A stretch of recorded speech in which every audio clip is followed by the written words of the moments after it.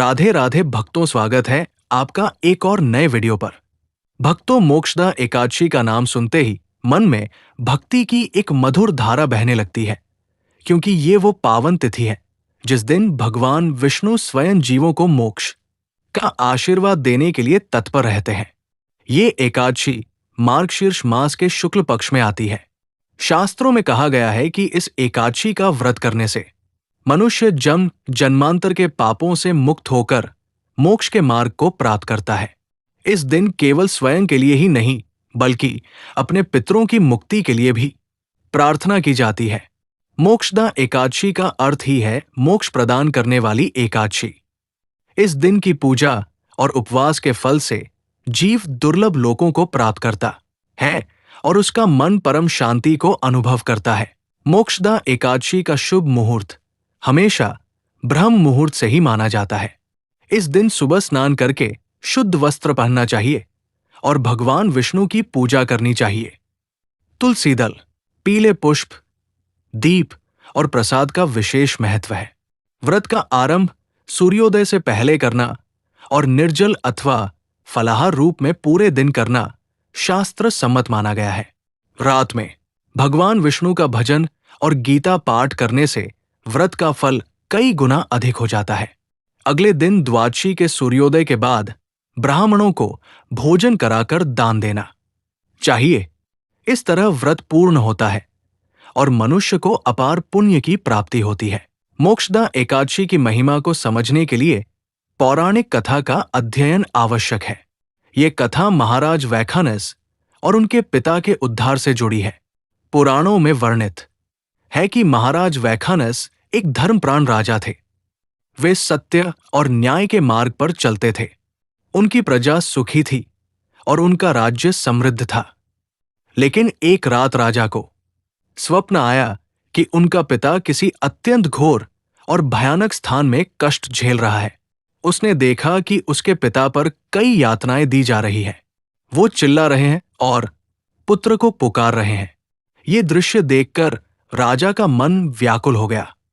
सुबह होते ही उसने राजगुरु को बुलाया और स्वप्न की बात बताई। राजगुरु ने कहा कि यह सामान्य स्वप्न नहीं है, इसे हल्के में नहीं लेना चाहिए। इसके पीछे कोई गहरी वजह अवश्य है। राजगुरु ने राजा को ऋषियों के आश्रम में जाकर समाधान प्राप्त करने की सलाह दी। राजा तुरंत घोड़े पर सवार होकर जंगलों, नदियों और पहाड़ों को पार करते हुए ऋषि परम गंभीर के आश्रम पहुंचा। वहां पहुंचकर उसने दंडवत प्रणाम किया और पूरा स्वप्न सुनाया। ऋषि ने अपनी दिव्य दृष्टि से सत्य को देखा और कहा कि पिछले जन्म में तुम्हारे पिता ने एक भूल कर दी थी, जिसके कारण उन्हें ये कष्ट झेलना पड़ रहा है। समाधान बताते हुए ऋषि ने कहा कि यदि तुम मोक्षदा एकादशी का व्रत करो और उसका पुण्य अपने पिता को अर्पित कर दो तो उन्हें तुरंत मुक्ति मिल जाएगी। राजा ने विनम्रता से पूछा कि ये एकादशी कब है और किस विधि से इसका व्रत करना चाहिए। ऋषि ने बताया कि मार्गशीर्ष शुक्ल पक्ष की एकादशी को मोक्षदा एकादशी कहा जाता है। इस दिन भगवान विष्णु की पूजा की जाती है। व्रत के दिन मन, वचन और कर्म से पवित्र रहना चाहिए। किसी भी प्रकार की हिंसा, कटु वाणी और छल से दूर रहना चाहिए। दया, प्रेम और भक्ति का भाव मन में रखना चाहिए। राजा ने प्रण लिया कि वो पूरे भाव से ये व्रत करेगा और अपने पिता को मुक्ति दिलाएगा। जब वो वापस लौटा तो उसने सारी तैयारी श्रद्धा से की। मोक्षदा एकादशी के दिन ब्रह्म मुहूर्त में उठकर स्नान किया, पीला वस्त्र धारण किया, विष्णु मंदिर में जाकर दीपक और अगरबत्ती जलाकर भगवान के चरणों में प्रार्थना की। उसने व्रत का संकल्प लिया और कहा कि ये व्रत मैं अपने पिता के उद्धार के लिए कर रहा हूं। पूरे दिन राजा ने व्रत रखा। उसने भजन किया, गरीबों को फल और जल वितरित किया, ब्राह्मणों को दान दिया। रात में गीता का पाठ किया और भगवन नाम का जाप किया। जब व्रत पूरा हुआ तो उसने सारे पुण्य को मानसिक रूप से अपने पिता को अर्पित किया।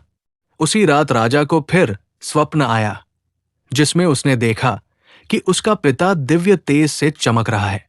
वो भगवान के वाहन गरुड़ पर बैठा स्वर्ग की ओर जा रहा है। उनके चेहरे पर एक अद्भुत शांति और तृप्ति का प्रकाश था।